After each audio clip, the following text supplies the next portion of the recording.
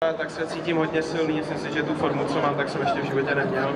A jak už říkal Adam, patří k tomu závodění trošičku štěstíčka. Já věřím, že pokud se na mě tenhle víkend usměje, tak je bedna i reálná. Ale ještě jsme nevodili ani jedno kolo, takže uvidíme po pátku plus minus, jak na tom jsme, ale budu dělat všechno pro to, abyste mě viděli na pódiu všichni.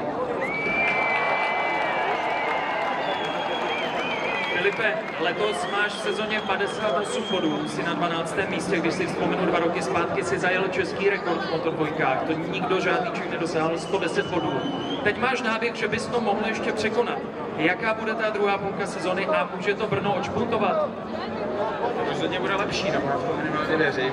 A byl jsem letos 7krát, myslím, v top 10, což se mi myslím taky ještě nepovedlo za celou sezónu. A jak už jsem říkal, cítím se silný a jak jsem se zžili s tou novou motorkou docela. A týmový kolega letos už byl 3krát na pódiu, takže to je pro mě ještě větší motivace tam být. To znamená, ta motorka to dokáže a já věřím, že brzo tam budu zase.